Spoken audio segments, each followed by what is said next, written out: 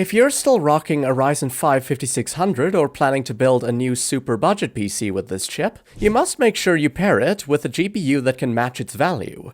The 5600 is a powerful 6-core, 12-threaded CPU on the Zen 3 architecture that can play any modern game. In fact, this CPU is stronger and faster than the ones in the PS5 Pro and Xbox Series X.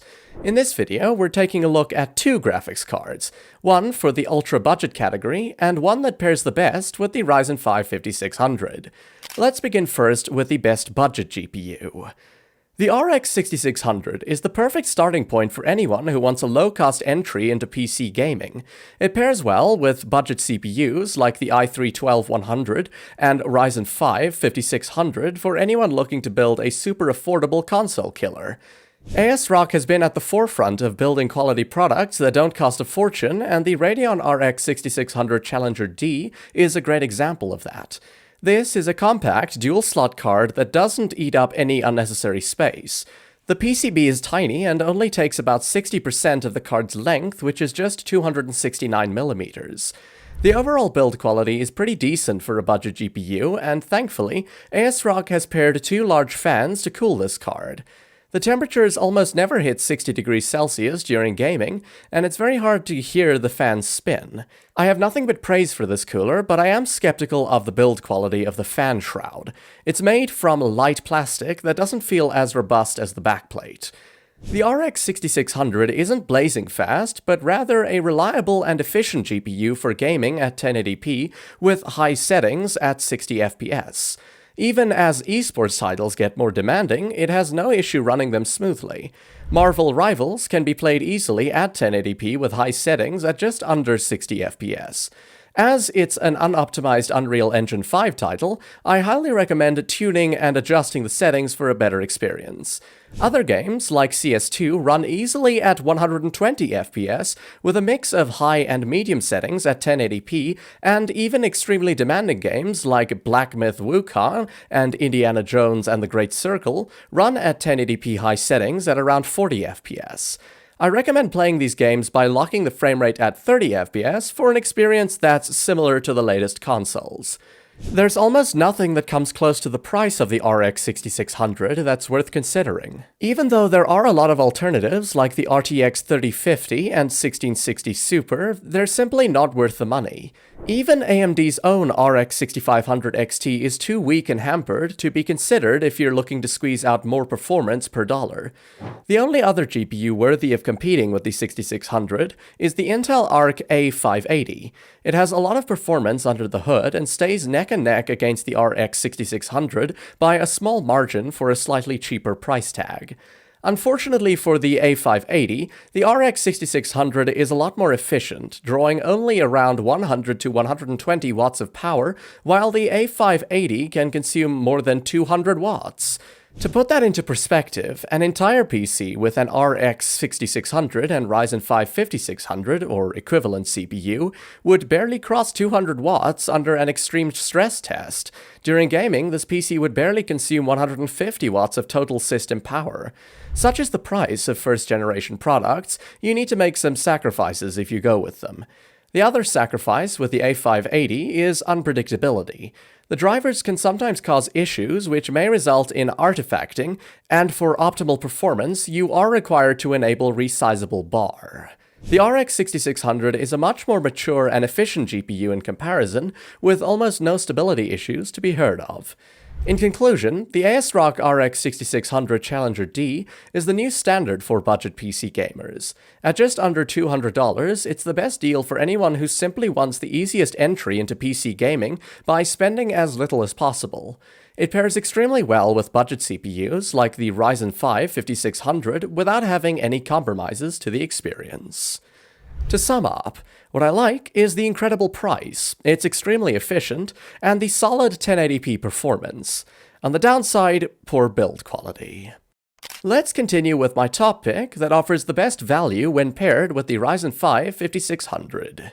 Budget gamers and aspiring professionals who don't want to spend a fortune on a brand new card to pair with the Ryzen 5 5600 should consider the Asus Dual OC RX 7600 XT. Design-wise, the Asus Dual is a sleek and compact card with no frills or flashy lights. As the name suggests, there are two fans that keep the temperatures down below 60 degrees during gaming, and the card only needs a single 8-pin PCIe connector. In terms of performance, the RX 7600 XT is a solid 1080p GPU. However, I was surprised at its ability to play some titles at 1440p thanks to its massive 16GB of VRAM. Games like Red Dead Redemption 2, Hogwarts Legacy, Resident Evil 4, Cyberpunk 2077 can all run at 1440p on this card with a mixture of high and ultra settings and deliver a 60 FPS experience. Even though that's certainly impressive, it's better to consider this card for 1080p ultra gaming, as it can consistently stay above 60 FPS with a much larger margin. What's clearly evident compared to GPUs with 8GB of VRAM is that the RX 7600 XT delivers a problem-free experience. Games like Halo Infinite and The Last of Us do run well even on 8GB cards, but they're very close to the VRAM limit.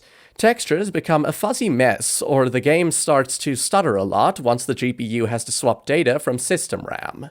When looking at the alternatives, I was inclined towards the Gigabyte Radeon RX 7600 XT Gaming OC because it performs the same and is slightly cheaper. However, there are a couple of things that make the Asus Dual OC a much better card. Firstly, the size of the card is much smaller. The Asus Dual is almost 30% smaller than the Gigabyte Gaming OC, which makes it compatible with virtually any PC case. Secondly, the Asus Dual needs only one PCIe 8-pin power connector, while the Gigabyte requires two of them. This is a bit strange, as a single 8-pin power connector and the PCIe slot can provide up to 225 watts of power to any GPU. The RX 7600 XT only consumes around 180 watts during gaming, and even at its peak, stays under 200 watts. Of course, the real challenger to the RX 7600 XT is AMD's RX 6700 XT, which has been an absolute favorite for its incredible performance at a low price. The RX 6700 XT is faster than the 7600 XT by a very small margin and usually goes for around the same price as the 7600 XT. The catch is that the 6700 XT is harder to find and unavailable at most retailers. Secondly, the 7600 XT can keep up with the RX 6700 XT in pretty much any game. Case in point being games like Cyberpunk 2077 Phantom Liberty. At 1440p with high graphical settings, the 6700 XT churns out 58 FPS, while the 7600 XT plays the game at 54 FPS. The RX 7600 XT is also an overall better package because it's newer, which means that support is likely to last a bit longer than RDNA 2 GPUs. It has more VRAM, 16GB versus 12GB, which makes it better for AI applications, and for video editors, there is also AV1 encoding. At this point, I think the only issue I have with this GPU is the price. At its price point, there are a lot of GPUs, but they're all 8GB, which makes them far too expensive. Due to the lack of competition from Intel and Nvidia, AMD has no rival. I do believe this card should be under $300, but AMD doesn't have an incentive to reduce the price as there's no pressure from other manufacturers. All in all, the Asus Dual OC Radeon RX 7600 XT is a great card that's good at more than just gaming. Graphics cards are usually either good for gaming or too expensive for many to consider. At just over $300, it's great at everything from 3D modeling, animation, AI, video editing, and much more. Thanks to the massive 16GB VRAM buffer, there's also the peace of mind that this GPU is going to last a long time into the future. To sum up, what I like is the massive VRAM buffer at a budget price, the excellent 1080p gaming performance with room for 1440p, and it's power efficient and cool. On the downside, price could be lower. Thanks for watching. Remember, you can check prices in the description below. And if you're interested in more PC building suggestions and hardware reviews, be sure to check out more of my videos. Before you go, please don't forget to like this video, subscribe to stay updated, and let me know your opinion and suggestions in the comments. See you in the next one.